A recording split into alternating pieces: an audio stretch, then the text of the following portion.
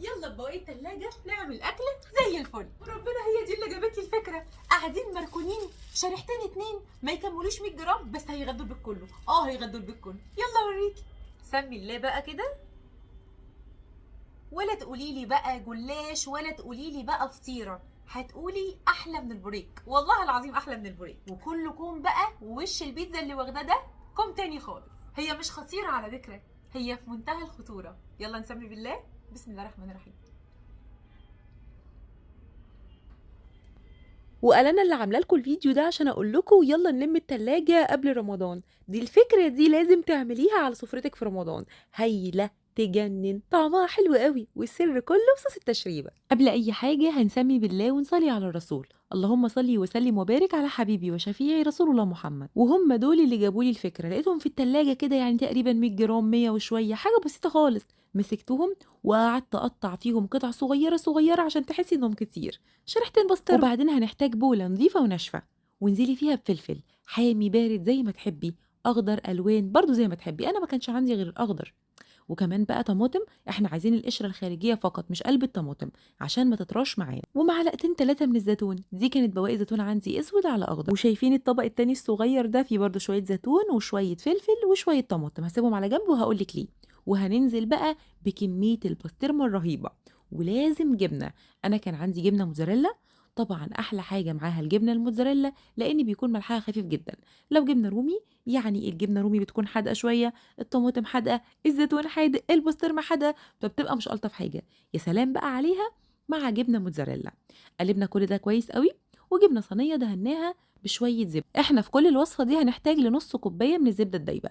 دهنا كده بسيط من الزبده، وجبنا لفه الجلاش. هناخد ورقتين فوق، ورقتين تحت، ورقتين شمال، وورقتين يمين.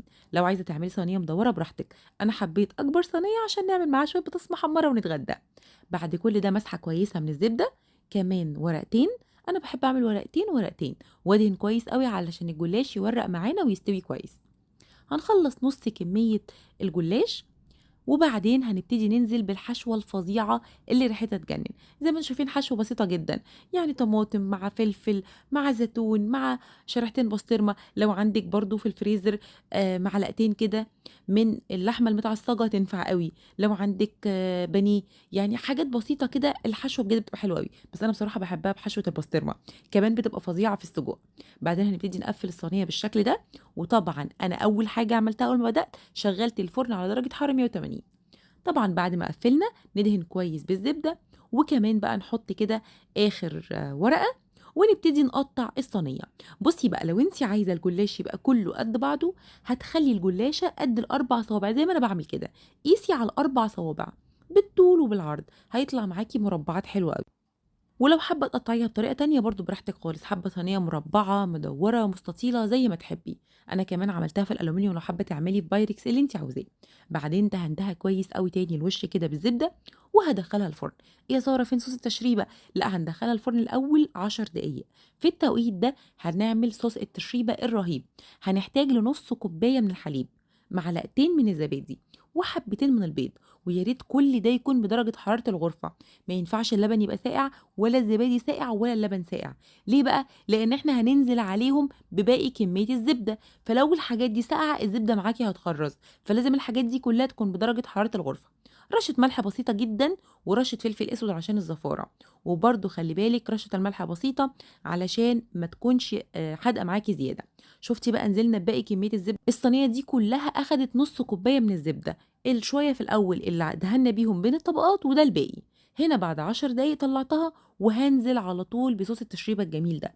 انزلي كويس كده وحطيهم كويس بين الطبقات وسيبيهم دقيقتين، هتلاقي الجلاش اتشربوا. بصي دقيقتين حلو قوي كده. يلا دخليه على الفرن لحد ما يستوي تماما، وده تقريبا ما بين من 20 ل 25 دقيقه، وهتبقى استوت وبقت زي الفل. فاكره بقى العلبه اللي حطينا فيها الطماطم والفلفل والزيتون؟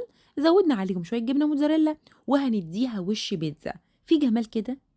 بصي بقى، لو انت كنتي عملتي ده في الاول الجلاش كان هياخد لون وما كانش هيستوي من جوه، لكن بالشكل ده بقى ما شاء الله استوى من جوه ومن بره. هندخلها الفرن تاني مجرد بس الجبنه تسيح وتاخد لون، اقل من 3 دقايق، واتفرجي على الجمال بقى. سمي الله بقى كده. وكله كوم بقى، ووش البيتزا اللي واخداه ده كوم تاني خالص. بسم الله الرحمن الرحيم.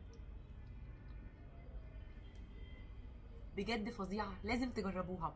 ويا رب وصفتي النهارده تكون عجبتكم، وان شاء الله تجربوها وتعجبكم. والى اللقاء في وصفات جايه كتير قوي ان شاء الله. وكنتم مع سهر سمير.